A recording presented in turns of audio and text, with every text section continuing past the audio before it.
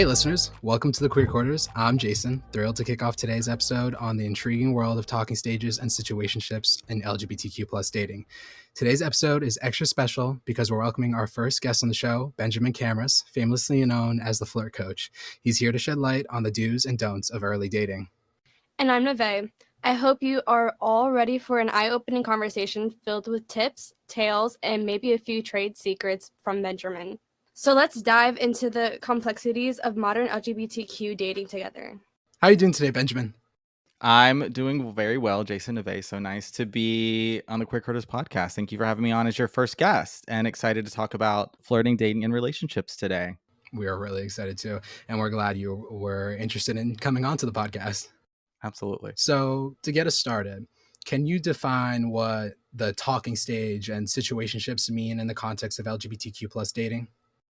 Yeah, so they're really one and the same. I know, or I should say one and the same, regardless of how you identify as far as your sexuality, sexual identification. The talking stage, that sort of situationshipy kind of stage, is going to look one and the same. And really, it's dating without commitment. It's dating without identifying what your goals are, why are you dating, what you're looking for, right? It's really the avoidance of those conversations. It's oftentimes called casual dating, early dating. It's all one and the same. I usually use the terms talking stage or casual dating. It's pre-exclusivity conversation, pre-defining the relationship. And it can work really well. I mean, a lot of people are out there just casually dating, and it's working well for them.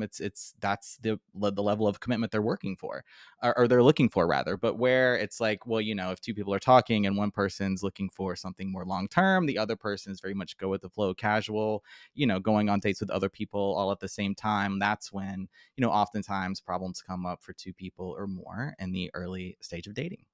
I really like how you explain that.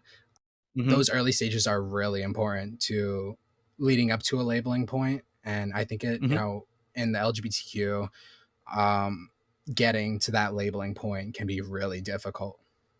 Yeah, definitely. It's, I'm probably older than a lot of your audience. So like I'm in my late 30s, but I think this is similar to even younger generations as well, just depending on when you're coming out and where you grew up and what type of influences you had around you culturally and familially and with your religion, and just where you are in the world. And in many ways, depending on where you are in coming out, which is really just the acceptance of yourself, right? Fully the acceptance of how you identify sexually, who you like to date, who you like to flirt with, all of that good stuff. It can delay when and how you date. So like I didn't, date through high school, right? Like I took a girl to the senior prom kind of thing. And so I didn't start dating till college. I think that's still what happens for a lot of people, but depending on where you live, as it's more tolerated or perhaps accepted based on where you live and just how you've grown up, maybe you found that you're dating through middle school and you came out early and you're dating in high school. So in that way, like you're starting to get dating experience a little bit sooner than perhaps some of your peers. Absolutely correct. So talking a little bit into the early stages, how does Mm-hmm. flirting play into the initiation of talking stages or situationships within our community? I mean, for me, the flirt is everything, because I talk about the flirt really as being about connection. It is the expression of connection, the expression of interest in someone with purely no motives, no manipulation. You're not trying to get anything from this person. It's just based on, hey, like this is me. Let me learn a little bit about you, see what the vibe is. Like what's the energy? What do we have in common? What's the connection and the conversation like? Like that's really all it is about. And so oftentimes I find people are already going into, okay, well now I'm flirting, talking to someone because I think they're hot and I want their number, or like I want to see, I think I kind of like them, but maybe do they like me back, or oh, I'm just curious to see, like, will they flirt with me, kind of thing. Well, that's all. I mean, it's fun, not gonna lie, it's fun. You're at a party, you're on campus, whatever, in class, it's just fun. And it can be really fun as long as both people in the flirt are good with it, kind of thing. And so there's oftentimes just discussions around consent and permission and boundaries and all of that good stuff and making sure two people feel comfortable. But when it gets down to it, it's just the expression of interest with the intention of making a connection. And that's really it, totally in the present moment. It's not I'm making a connection because I want something to happen. I want something from this person. At that point, you're right. It's an engineered conversation. And so taking us a step back and just focusing on the connection in the present moment, that is really what the flirt is all about. I really enjoyed how you described that. It really made me think a lot, Mm-hmm. because Mm-hmm. you don't really think about it in the moment. You just Yeah. kind of like go. And there's times in like when I've been flirted with, or have flirted, I don't realize till after that maybe the intent wasn't what either of us thought what it was. Yeah. That it might have just been like, like you said, like some people it can be malicious. It could be a little more, Sure. they just want to like get in bed with you, while there's others that just want to see that they could Mm-hmm. just, I could start talking to this person and prove that I could just get someone's number, or I still have that special effect. Totally. Yeah, yeah, the flirt in many ways can be validating if you're the one flirting to see, okay, I want to see if this person likes me back kind of thing. I want to see if they will flirt back. Like, can I sort of like get them on a date kind of thing if that's maybe what you're looking to do. Um and so if you find yourself in the reverse or on the other side of that situation, like how do I know if someone's flirting with me? Well, or like how do I know what someone wants? It just goes back to the same thing of just having the flirt be about connection. And so you can put yourself in the present moment as well. And like I have this thing, it's the 5 Ds or the 5 dimensions of the flirt, and I'll just run them off. It's the emotional dimension, the energetic dimension, the physical dimension, the spiritual dimension, and the intellectual dimension. And so maybe we'll talk about that more. But if you're curious, like, how is someone flirting with me? What do they want?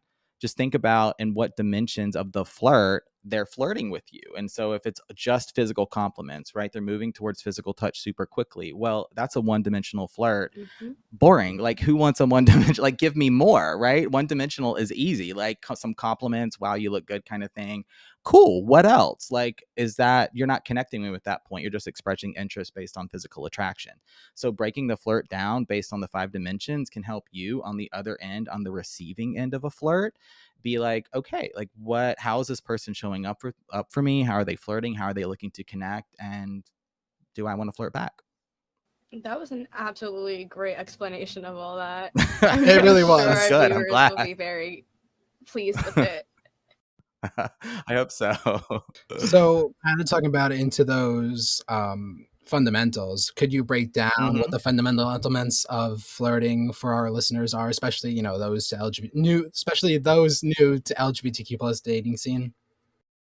Sure, sure. So it's like the 5 Ds of the flirt can help you when you're in the flirt on the receiving end or the giving end as well. Just being like, okay, how am I showing up? How am I flirting? Like, how can I bring it more into that realm of like the emotional connection? You're starting to vibe. You're bringing the energy. What do we have in common? It's just really that expression of interest based on who they are and getting to know them in that way based on, or instead of what they look like or what they can do for you or what role they can play, that kind of thing. The flirting is not transactional in that way. The flirting is all about connection.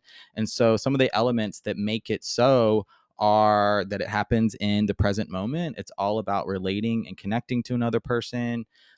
It's really intuitively driven. So a lot of times you're like, oh, what do I say if you're on a first date or like you see someone you do want to flirt with or talk to kind of thing? Like, oh, how do I approach them? Like, I could give you all the tips and tricks and scripts, but at the end of the day, like, just trusting your own intuition and knowing you have the right words is going to be really, really helpful for you as well.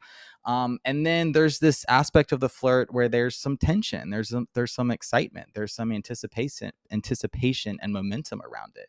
Oftentimes, a flirt is described as exciting, right? You may feel kind of warm inside, like a little bit tingly, even. It's because it's the exchange of energy. Like, that's what's happening in real time. That's actually your energy, your vibration responding to another person, and I hope a positive way. And so that's one of the things that really distinguishes flirting from something like small talk or banter, or you're just like, I don't know, hanging outside a building like after class or something, you're on an elevator, whatever, like how's the weather kind of thing. I mean, that's just, is that really, are you making an emotional connection, right? Is it interesting? Are you really trusting your intuition there? Is there excitement? Probably not, right? It's just kind of an in the moment, right? Some small talk conversation. But the flirt is going to have a whole series of elements that really distinguish it from any other form of conversation and make it all about the connection.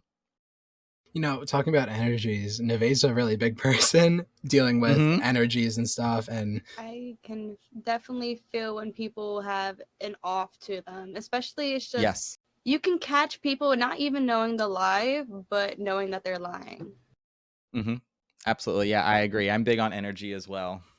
How do these stages differ from more traditional and heteronormative dating scripts? Mm. So, like just referring like to the talking stage and how that might be different for queer dating. Yes. Yeah. Um, I mean, in many ways, it's the same. The big difference, like regardless of whether you're straight or gay, like he, she, them, non-binary, all the things, like the talking stage and that casual relationship phase, and the big milestones are going to apply across the board. But one thing I find that is a difference is just in terms of, and it's going to depend on where you live and where you hang out and that kind of thing. If you're in a bigger city, but just the overall dating pool for queer people tends to be smaller. I know that's the case where I live. And so you're oftentimes in situations where like you see the same people over and over, right? Like you see it's kind of this similar faces where they're sort of acquaintances, maybe friends, maybe you've hung out with them in the past or just kind of seen them around. But it's someone like, oh no, like you've seen them on the apps and now you're seeing them in real life, but maybe like you didn't talk to them on the apps and now you're seeing them face to face. And so it's these dynamics that come out of like the internet and online dating and take place in real life. And so navigating some of those dynamics, um, yeah, knowing that like you sometimes have a familiarity with people just based on how where you've seen them online and now you see them in real life. Thank you for the explanation. Mm-hmm. I know for a fact that it's not really too different from straight dating, I guess we could say. Mm-hmm. It's basically the same go around, flirting, relationships, intercourse. It's all really the same except for different people. Mm-hmm. You know, I think when you mentioned that the dating pool is the biggest like factor and difference, I agree. Like there are so many people that will text me on Snap or Mm-hmm. something and be like, "How do you know this person, this person, this person?" I'm like, Yeah. it's just so funny and like mind-boggling, but at the same time annoying that somehow like a lot of queer people are interlinked. Yeah, it's true. It's true. Like I play on a gay kickball league and it's you know, it's like who's dated who? Like who has hooked up with who? Who is exes with who? Like who's dating currently? And you don't always know, especially when a lot of people even in relationships are open as well, however they define open, if it's ethically non-monogamous or polyamorous. There's many variations of it, but you find out like I was flirting like last season with this guy for a while. Nothing ever came of it. It was really very harmless flirting, but it got into the DMs a little bit as well. And then, like, I found out this season, oh, he had a boyfriend the whole time who was also on the kickball. Like, I didn't know that. Like, he never told me. Like, and they were never like they weren't coupley like in person kind of things. Like how was I supposed to know that? And they were open, so no big deal. Everyone had permission to do what they did. But I still felt like, you know, that's not how I date. I'm not looking for an open relationship. So if this were someone I were actually looking to pursue seriously, I was not. It was all just really a harmless flirt. But I would have been like very wow, like I really put a lot of energy and attention into someone that was never a viable candidate for me. And so that's just some of the dynamics, like you mentioned, Jason, that come into play for queer dating. It tends to be a smaller dating pool. Um, and just like you could make a friend and they could be attracted to you, right? Like that happens sometimes too. So even navigating friendships as queer people can be like there's this added variable when like one or both of you may perhaps be attracted to one another too. So, what are some effective flirting techniques that you've found might resonate a little better with the LGBTQ, whereas, you know, more heteronormative flirting? I think one of the big differences for heteronormative flirting, so you're talking like straight guy, straight girl kind of thing, is there's this dynamic that's really it's really taken the forefront post Me Too, where a lot of guys are holding back flirting with women, and then women may. I don't know. Like what I'm hearing is women are like, well, guys never approach me kind of thing. And then the guys are like, oh, we're too scared. And so it's like no one's making like that's very much, you know, generalizing the whole situation. But it's like no one's really making a move on anybody. And so how can we get back to that place where it's okay to approach someone that maybe you don't know, you haven't seen before, flirt, but have it just be about the connection and the conversation, right? You're not immediately going up to someone you don't know, wrapping your arms around them, like giving them a kiss or something and asking for their number. Like, no, that would be way too aggressive and off-putting, I think, for anybody. But just going over to someone and starting a conversation, offering a compliment, just bringing yourself into the conversation and bringing that energy, looking to make a connection. Like, I hope we can get back to that. So that's like one thing I see playing out in straight dating. And then for queer dating too, it's, and I'm a gay guy, so I tend to like skew just my stories, and it's, yeah, that's my experience.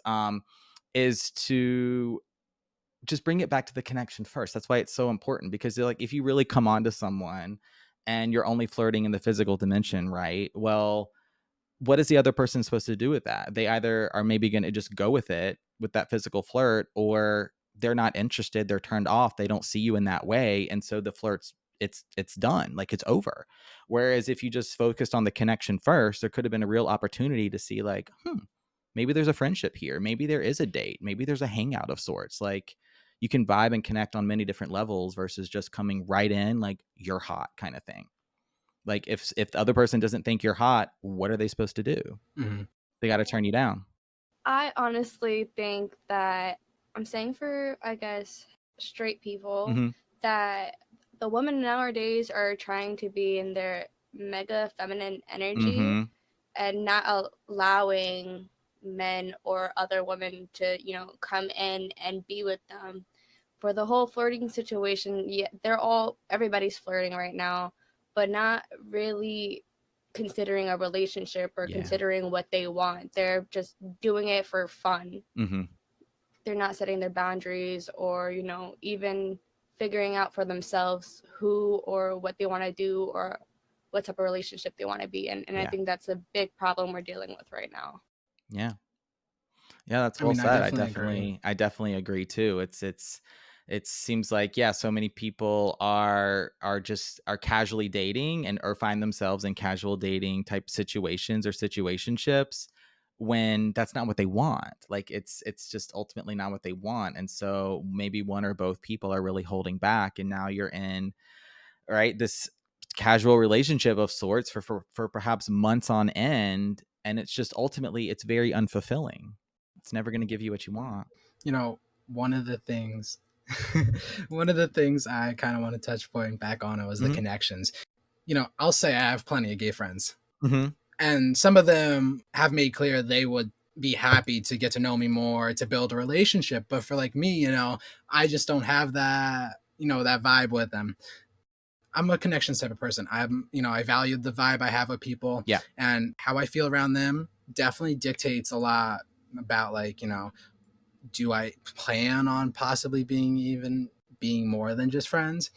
And one of the big things too, like Neve said, is that a lot of people try to date Mm-hmm. for the fun, or for to show off or something like that, to be able to say, hey, I have a boyfriend or something, or and they don't really love each other, they don't really have that much of a connection. And I see that a lot personally within the LGBTQ community. Like, I've had a lot of my gay friends come to me and say, I found out he was cheating on me, or I found out that he was talking behind my back, Mm-hmm. or he told me after 3 months it wasn't going to work out. And the 3 months thing, is a funny thing, because everyone can agree that 3 months is that, like, that line where it's like less of a fantasy, more reality. Like, that's where, like, you finally kind of see how the other person and yourself view this relationship.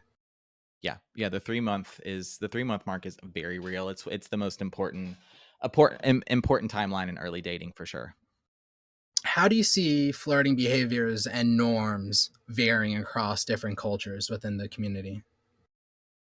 Oh, I mean, it varies. It varies considerably. The flirt community is all over the world, in South America, Europe, Australia, Asia, and one of the biggest things that comes up, and this seems to be true for both straight and queer dating, and I'm just gonna, like, what I hear from Europe is multi dating over there isn't really a thing. You date someone exclusively. Um, And if it doesn't work out, it doesn't work out. But you're not dating multiple people at one time. And I don't know really how or when multi-dating became such a thing in the States, where you're dating or going on multiple dates at the same time, or you're dating, you know, 2 3 people at the same time and not really committing to any one of them, although you probably have a favorite. I don't know. Yeah, that's a big difference I see between dating in the States and then dating in a place like Europe. They tend to date more exclusively, at least just one person at a time. No, I think that was a very interesting thing you said, mentioned um, about European dating, the whole exclusive thing. Because I gotta say, I mean, I don't really have. I actually do have a gay friend who's from Portugal, but I can definitely say here in like United States, it's. I don't feel like there's been like the dating norm is that there isn't really like A norm. a norm. Like it's like a mess. Yeah, it definitely is, and I'm not quite sure, yeah, if it's a cultural thing or just I'm not sure, maybe just a familial thing in terms of like dating dynamics in Europe versus the States. Like it's something I'm curious about. Um, but it's like, yeah, here in the States, and this is something I made content around, where it's somehow the idea that interest equals commitment has really come into play. And even like it's very realistic when you're dating that it's not going to work out. Like that's a part of dating. Breakups happen, heartbreaks happen, rejection happens. It sucks. Like I don't like when I hear some of the really harsh ways that people have just let people go through ghosting, or, you know, they find out through someone else, a mutual friend kind of thing. Like, right, this is when it's like you now take that story in many ways into your next relationship, into your next dating experience. And so we kind of, it's somewhat of this mentality of, well, like, well, so and so hurt me, or I was hurt in the past, so it's like okay that I do this, or I sort of need to repay it kind of thing. I have to like let go of this hurt in some way by hurting someone else, and it's just this toxic cycle and dynamic that continues. But when you get down to it, it's like I want to encourage people to feel comfortable to express interest, because that's the only way you're going to get to know someone. That's the only way you're really going to get to develop a stronger connection with someone, is showing them that you're at least interested. If it doesn't work out long term, or you don't want to commit to them long term, that's okay. But like this idea that somehow interest is like too much is like, I'm just really trying to change that whole mindset and narrative in dating. Like just show interest in the people you're dating. It's no big deal.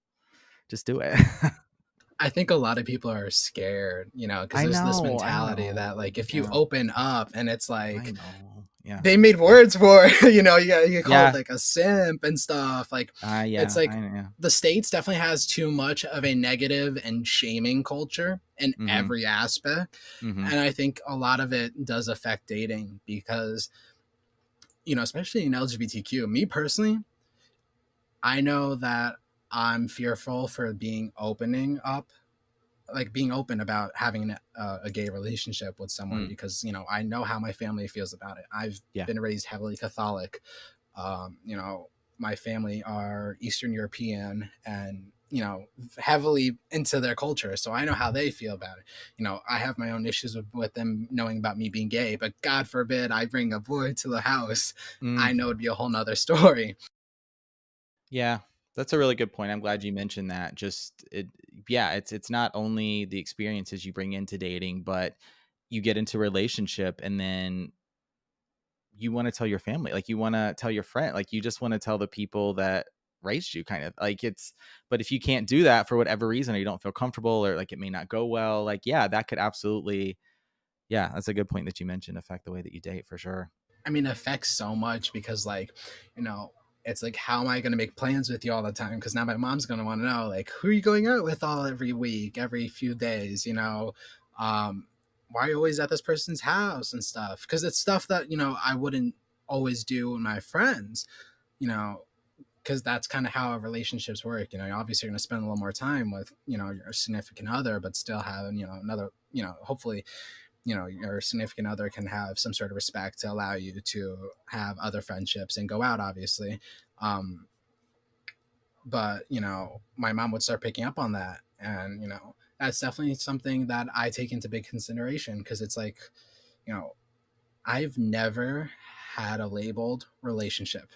I've had tons of talking Mm-hmm. stages, lots of situationships. Mm-hmm. I mean, Neve knows my messiest 2-year long one, which she told me Mm-hmm. no. That's how me and her started becoming friends too. And it's so funny. And Neve told me right from the start, no, don't Uh-huh. do it. He's Yeah. bad news. Yeah. And well, he was very one-sided, very toxic, Yeah. very controlling, very manipulative, and I should have listened to her. I I know think that we better now. all know that when we hear bad news, we just see green shining in our eyes, like, go for it. I can Yeah. change him. Yeah. I mean, that's very true. So that's I mean, there I've been in long-term situationships as well, for sure. So I know that from experience too. But there was something, yeah, if it was like the I can fix him kind of thing, like holding out for maybe if he was really good in the beginning, I don't know, or the potential of what this could be. Like, it's really tough when you start to make that connection with someone, and especially you feel like you like them and you're bonding with them. It's like all the red flags can go out the window. It doesn't matter what your friends say. Like, you just kind of have tunnel vision, and it's like, but I want to make it work so badly with this person. Hey, missing listeners, thank you for tuning into the Queer Quarters. Are you enjoying the podcast? Share the love with friends and on social media to help our community grow. You can check out our exclusive merch on Instagram. Just hit the link in our bio for all the cool finds. Can't see what you like? DM us. We've got more to share. Want to support us more? Consider a donation via Patreon, PayPal, Cash App, or Venmo. Every bit helps keep us going.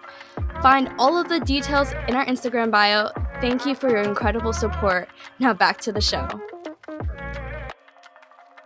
I think the biggest issue that a lot of us or some of us have is actually letting go of relationships that are not worth it or not good for us. Mm-hmm. We tend to keep staying and making excuses Yep. and creating different stories in our head to picture the perfect guy that we saw in the beginning of a relationship or girl. For sure. Yeah. But not all cases is that fantasy relationship that we actually wanted, and it's hard for us to get out because we've seen so much and put so much time and effort into the relationship that it seems, or we get told that it's not worth it to go look for another one.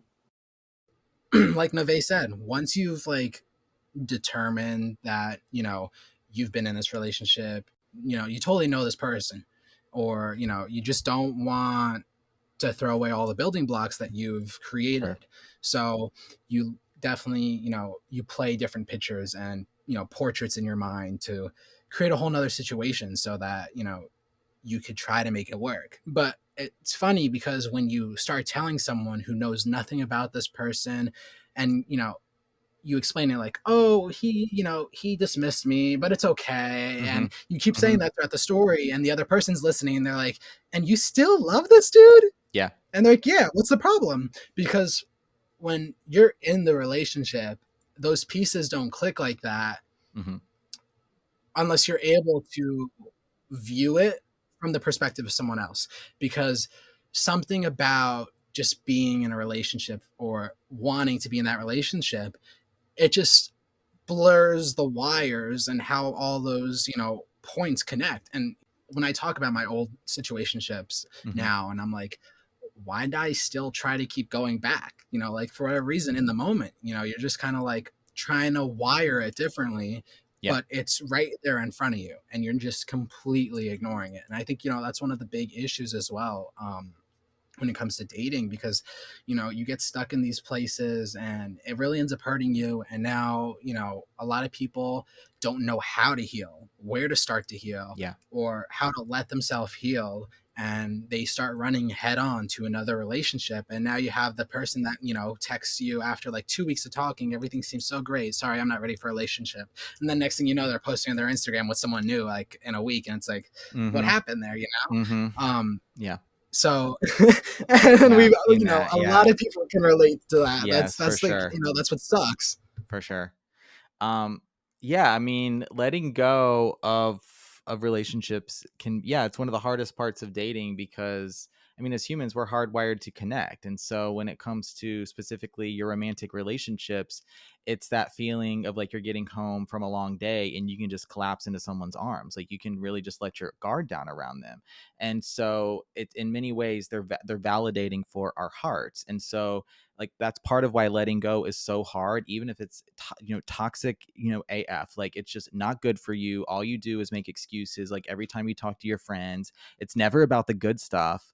Like it's still, you've made that connection and you've let them in. And so like all that energy behind it, where does it go? What do you do with it? Well, it's like, what is that relationship? What does that connection get? What is it? How is it serving you? Is it validating in some way? Probably so. Is it affirming?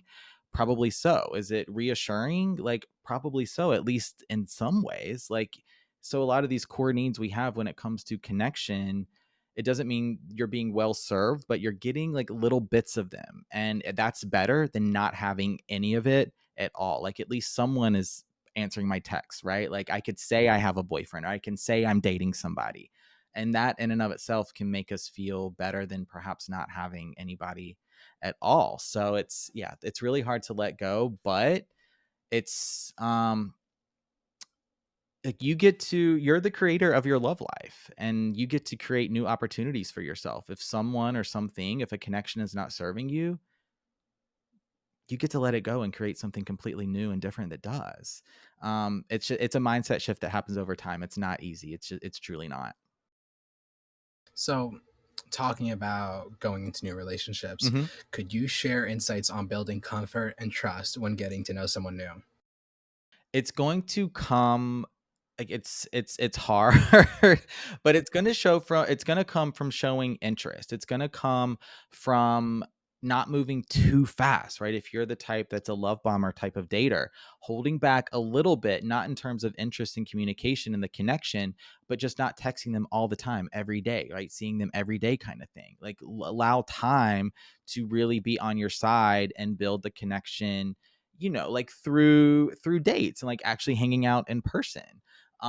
So yeah, like not rushing into things, just focusing on the connection, and just being, what do I want to say here? It's like not it's not holding back. Like that's one of the biggest things people do when they're just getting into relationships. They're like, oh well, I don't really want to talk about what I'm looking for. Like I don't want to push them away kind of thing, or I don't want to be too much. Like no, talk about it. Like you just saying, hey, I'm interested in a relationship, if that's too much for somebody, that is not the person for you, because they are not interested in the same thing that you are interested in. So go ahead, put yourself out there, just express yourself and who you are, allow someone to get to know you, and ultimately know that that's empowering for you. It's going to build your dating confidence, and you want someone to get to know you and not a performative version of who you are, where it's like 3 months, 6 months down the road, you can't keep it up, right? It's not sustainable. So looking to also build connections that are sustainable, and that's going to be based on authenticity and truth and interest and yeah, all of that. So, you opened a perfect doorway into the next question of how important is communication during the talking stage, and what are effective ways to express, Yeah. needs and boundaries? I mean, yeah, communication is critical, because absent of seeing someone in person for your dates, like, and I hope that's happening, even if it's long distance, you're doing something face to face, virtually, planning the next time you're going to see each other. Communication is the other part of how you're going to build that connection. And when communication happens consistently, it allows you to feel like you can be safe around this person, like because they're showing up for you. You're not questioning like where they are. It's the kind of thing when a guy like lets you know, hey, these are what my plans are this weekend. Like that's just respectful, because it lets someone know, hey, this is where I'm at, like this is what I'm up to. It's not like you have to put all your cards on the table so this other person can like surveil you kind of thing. No, it's just like this is what I'm up to, and that's really all it is. Like it's just a matter of respect. And so communicating consistently, finding what works within the context of this new connection. If it's more texting that works well, if you want to opt for more of a phone call kind of thing, like I know we talk like some of the apps, like I'm gonna totally butcher it. Yubu was one, Yobu, right? That was what, like how Snap, like however you all like to communicate There's a digitally. lot. Yeah, do it.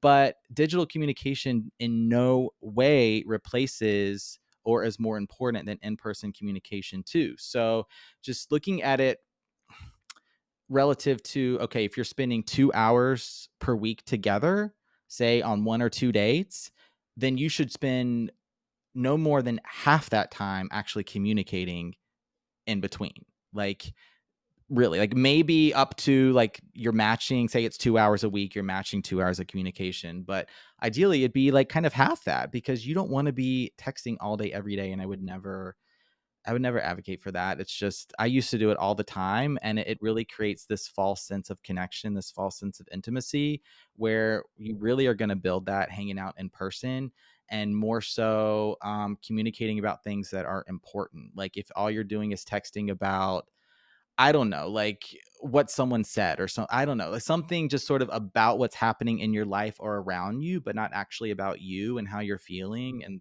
the connection you're building with the other person. It's just like that's the stuff you ultimately need to be talking about too. So just because you're texting all the time, eh, so what?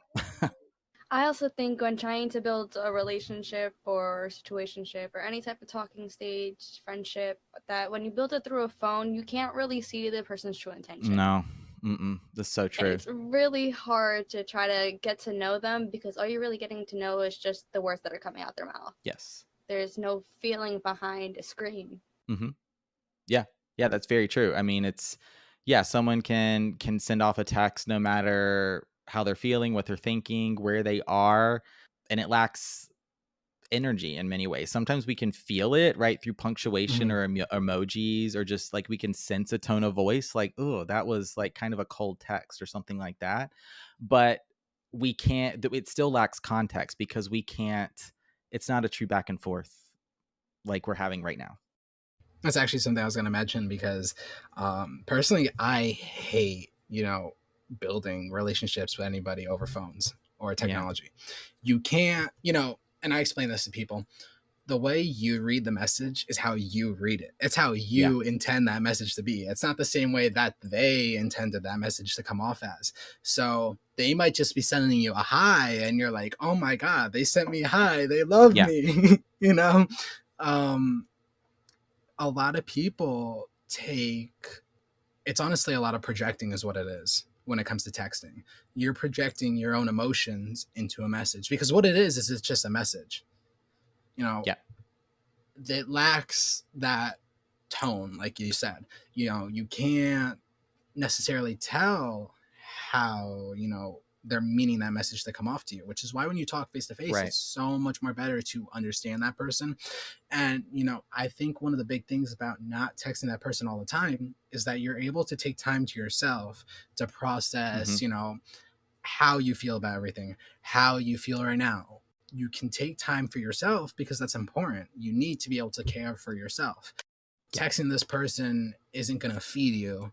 It's not going to, get you productive for the day. It's going to distract you from everything else going on, which I think is, one of the big things as well to why people try to text all the time. They're trying to Hmm. like distract themselves from something and they create this false world over these text Hmm. messages and it just really ends to a very toxic and not real relationship.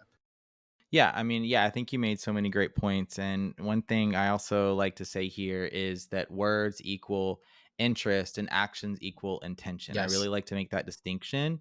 And so communication is fantastic, but also there's this aspect to communication that must involve consideration. If someone Communication goes both ways. If someone is not considering what you're saying, if they're not even there to listen to you, right? They're not asking you questions about yourself. If the conversation is very one-sided, right? Communication without consideration is oftentimes just a lot of words going back and forth. So it's yeah, communication and texting is a great way to help build the connection, and it's a part of it. Like y'all are gonna have to talk, which you should, but a lot of times, and like I've done this myself, is somehow equating someone's text with intention, right? Mhm. Like it can be they're showing interest, like, hey, I'm thinking about you, kind of thing, what's going on? But are they actually spending time with you? Are they going to take you out on a date or be looking to hang out, kind of thing, one on one? like over time. And so don't have the text just be, yeah, like you said, they can oftentimes be a distraction. It's like you feel like you're getting what you need, but the texting is like, it's so the bare minimum. Mhm. Like that is, it does not mean someone wants to date you if they are texting you. I mean, if someone wanted to text with me about a conversation, I would just be like, well, can you call? Can you? I prefer FaceTime at most. You Yeah. can visibly see the facial expressions. You can understand, what they're trying to communicate based off the tone of their voice.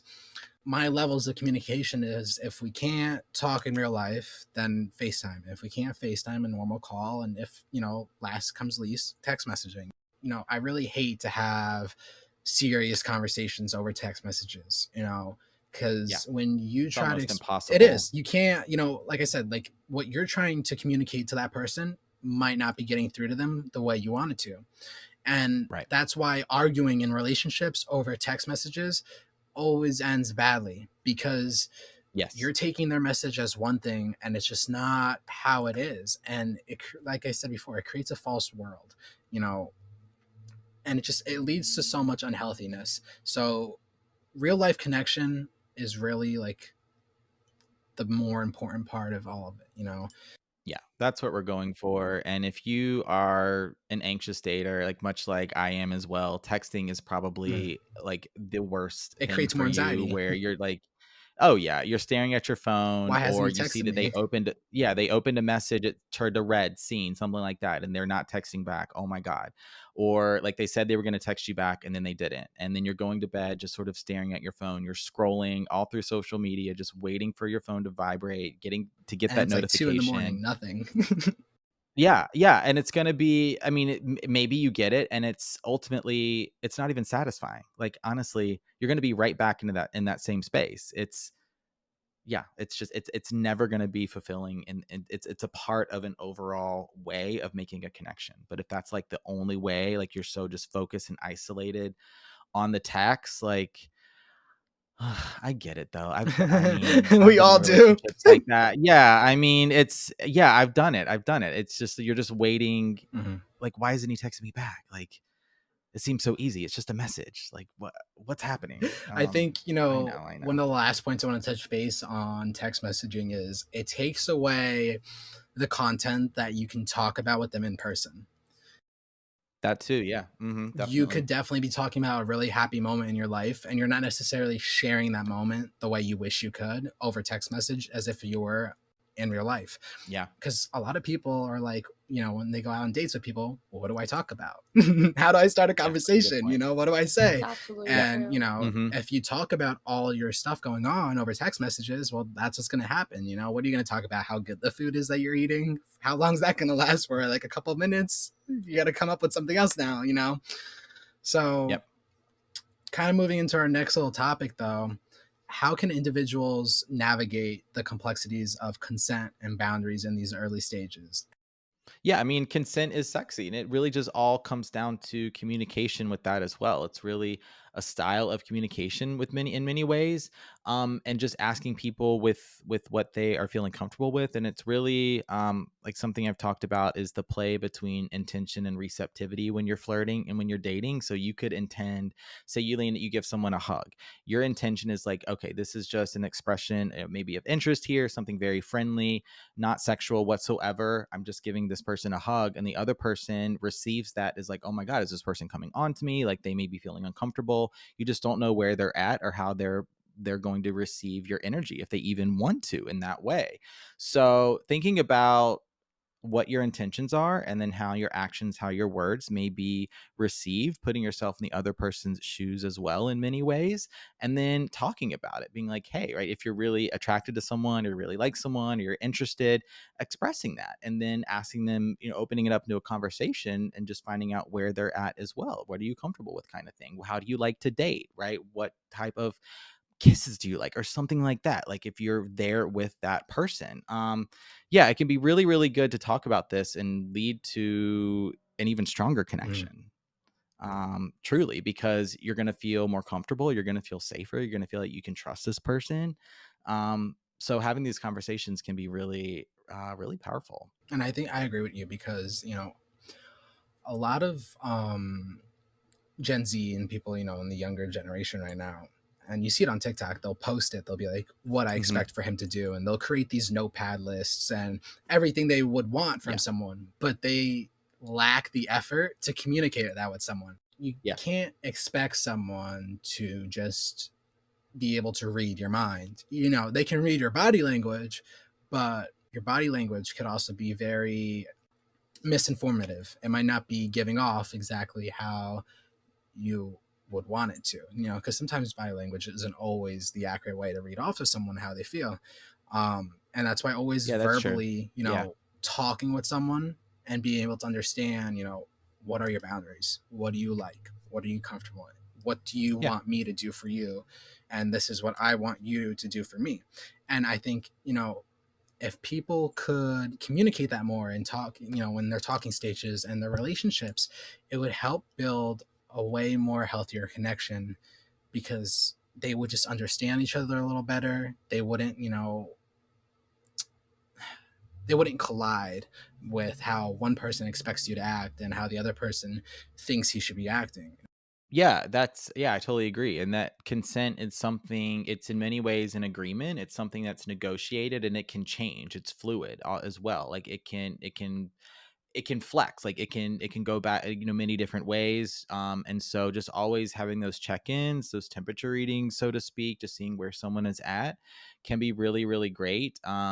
Something that can work well with nonverbal flirting with your body language that isn't physical touch, to see kind of where someone is at, is eye contact combined with physical proximity. So it's like you're sort of coming into their personal bubble a little bit, so to speak. Like if you're standing around, standing a little bit closer to them, maybe leaning into them a little bit. You can play with the tone of your voice a little bit, eye contact. And so make it a little bit flirty in that way and see if this other person, all right, are now they pulling back kind of thing? Are they crossing their arms? Are they looking down? Are they looking away? Doesn't mean they're not there to receive it in the way you intended, but message received, right? They're feeling nervous, anxious. They don't want your energy. They don't want the flirt. Cool. Back out of it in that way. So if you were flirting in the physical dimension a little bit, focus on the other dimensions as well. That's not something that that person is interested in. And so that's a way to co-create and navigate consent through body language and nonverbal flirting if you're not actually, talking face to face or having a conversation with them. I notice a lot with myself, like when I go out and date with the guys, I'll just be nervous or like uncomfortable in a way and Hmm. expect them to like Hmm. do a specific certain thing. And then, Hmm. like I said, body language isn't the most accurate all the time. I have a Yeah. very Yeah. sort of aggressive and dismissive body language. And it has to do with, how I think and how I feel a lot mentally too and emotionally. Yeah. So I'll be out with guys and, I might cross my arms, I might back away a little bit or do very specific actions that someone would think, oh, he doesn't like me. But it's the complete opposite. It's just like for some Yeah. reason, I like and I do this too. Like I'm not gonna deny it. Like I want them to like just hug me or tell me something, but I don't want to tell them to do it. I want like, but they can't read my mind. Right. That kind of falls into my self-destructive habit because by doing that, it deters them. So it gets me the exact opposite. It gets me really far away from exactly what I want.